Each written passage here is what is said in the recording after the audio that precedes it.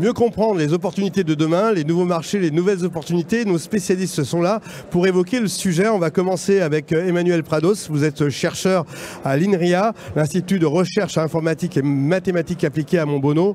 L'excellence, vous le cultivez au quotidien et vous en savez quelque chose. Et pour vous, le changement climatique va forcément faire évoluer les comportements dans les entreprises et les décisions entrepreneuriales. Oui, donc exactement. Donc le changement climatique, mais il y a aussi d'autres ensembles, d'autres problèmes comme l'effondrement de la biodiversité, les raréfactions de ressources. Mais donc là, on regarde un certain nombre de symptômes, mais il n'y a pas que les symptômes qu'il faut regarder, hein. Il y a aussi les dynamiques qu'il y a derrière. Et donc typiquement, il y a un certain nombre de travaux scientifiques qui montrent qu'on est aussi confronté à un certain nombre de processus qu'on peut appeler donc des processus d'effondrement qu'on peut définir. Donc en fait on est confronté à plusieurs, typiquement on arrive à voir qu'on est confronté à plusieurs types de processus d'effondrement de sociétés qui sont de nature différente, qui vont être plus ou moins de long terme, plus ou moins de court terme, qui vont toucher plus ou moins la société, les structures sociétales, ou plus ou moins, on va dire, le moteur va être une destruction de l'environnement. Alors comment hiérarchiser tout ça dans une entreprise? Parce que c'est pas forcément simple. Alors la question ne va pas forcément être là, dans un premier temps, de comment une entreprise va devoir hiérarchiser ça. La question, c'est comment ça peut éventuellement impacter nos sociétés et derrière l'entreprise. La première question qui va se poser, ça va être tout un ensemble de comment ça peut se traduire, typiquement, par exemple, par de la pénurie. Donc, quelle sera la conséquence d'une pénurie sur les entreprises?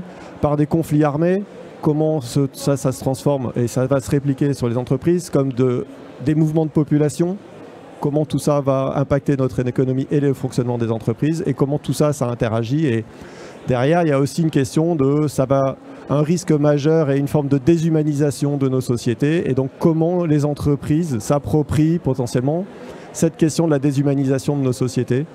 Est-ce qu'elles sont capables, est-ce qu'elles sont adaptées ou pas pour répondre à ces enjeux ou est-ce qu'elles... ou non. Ça fait beaucoup d'interrogations, Julie Jeannès. Alors vous êtes un cabinet de conseil, vous suivez beaucoup d'entrepreneurs et beaucoup d'entreprises de différentes dimensions, j'imagine. Donc la politique, l'économie, la marge, le quotidien de l'entreprise, le social, tout ça se bouscule. Et au milieu de tout ça, on doit accompagner ses collaborateurs. Quelle est votre suggestion sur ce sujet? Alors oui, c'est un sujet qui est complexe, mais qui est aussi un impératif de business en fait. Quand on regarde les structures qu'on accompagne, elles viennent pour 4 grandes raisons. Certaines, parce que conscientes de tous ces signaux qui sont rouges, elles ont envie de contribuer à la transformation et c'est ce qu'il faut faire. Donc on retrouve là les dimensions de valeur qu'évoquait Emmanuel et les enjeux RSE. Mais globalement, c'est pas la seule levier de motivation. Et les 3 autres sont aussi importants. Le deuxième, c'est les attentes des parties prenantes. Dans un monde qui change et qui perçoit cette transformation, il y a de plus en plus d'attentes, qu'elles soient réglementaires ou de la part de mes donneurs d'ordre, sur qu'est-ce que je fais sur ces sujets-là, comment je m'y prépare. Le troisième levier de motivation, c'est la partie, je dirais, profitabilité, pour rejoindre cette question de coût. Parce que contribuer au changement climatique, c'est utiliser beaucoup d'énergie fossile. Les énergies fossiles, elles ont un prix. Isoler mon bâtiment, c'est de l'efficacité énergétique, ça baisse les émissions, ça baisse aussi ma facture. Donc ces 2 enjeux-là se rejoignent sur un certain nombre de sujets. La 4e raison, c'est un enjeu de résilience, Emmanuel l'a évoqué. On redécouvre des mots qu'on avait un peu oubliés, hein, de pénurie ou en tout cas de contraintes sur les approvisionnements. Et donc se projeter sur ces sujets-là, c'est mieux se préparer à faire face à des choses qu'on perçoit déjà et être plus résilient demain d'un point de vue face à ces enjeux et du coup pouvoir durer, et non pas seulement d'un point de vue durabilité au sens des enjeux environnementaux, mais durabilité simplement parce que ma profitabilité, elle est là aussi. J'ai pu négocier ces événements, par exemple une inondation et des événements climatiques. Alors dans tout ça, il y a la croyance de l'IA. Nous allons retrouver maintenant Alexandre Génie. Vous avez plusieurs sociétés, vous êtes ingénieur de l'image et vous avez une vision très large des choses. L'IA, c'est un moyen ou c'est une fin? Alors, l'IA, d'abord, c'est un outil. Il faut vraiment le considérer comme un outil. Ce n'est pas quelque chose qui va transformer le monde. Par contre, il va permettre de transformer les jobs, le travail dans le monde, les travailleurs. C'est un peu comme à une certaine époque, quand on voulait prendre l'autoroute, tu es obligé de payer en cash avec des personnes. Maintenant, il y a eu la carte bleue. Le job est le même, le travail est le même, il faut payer l'autoroute pour pouvoir rentabiliser ceci. L'IA, c'est exactement pareil, ça va permettre de faire tout un paquet d'automatisation. Par contre, attention à ce revers-là. L'IA a aussi un coût énergétique très fort. Donc, est-ce que l'IA va pas un peu participer au problème de ce changement climatique en le renforçant? Ça va être encore plus compliqué. C'est là où il faut travailler un peu avec parcimonie, aller vers les IA frugales, etc. La chose par contre qui est vraiment très bien, c'est qu'une propriété intéressante de l'IA, c'est que comme elle a appris de toute la connaissance humaine sur le monde entier, eh ben, elle va ressortir des solutions qu'on n'avait pas forcément imaginées, nous, sur nos territoires, mais qui viennent peut-être d'un territoire d'Afrique subsaharienne ou d'Amérique du Sud ou du territoire Asie. Ça, c'est vraiment très bien. On va avoir une vraie, pas une nouvelle créativité, mais des vraies nouvelles solutions qui seront proposées par l'IA parce qu'elle, elle a tout lu. Toi, tu n'as pas eu le temps. Et du coup, tu seras meilleur avec elle. Dans cette transition, Emmanuel, il faut aller toujours plus vite, toujours plus loin, si vous me permettez l'expression. L'IA, c'est un élément moteur? Alors l'IA, c'est un élément qui va complexifier le monde et qui du coup va le simplifier normalement. Non, il va principalement le complexifier d'un point de vue technologique, organisationnel.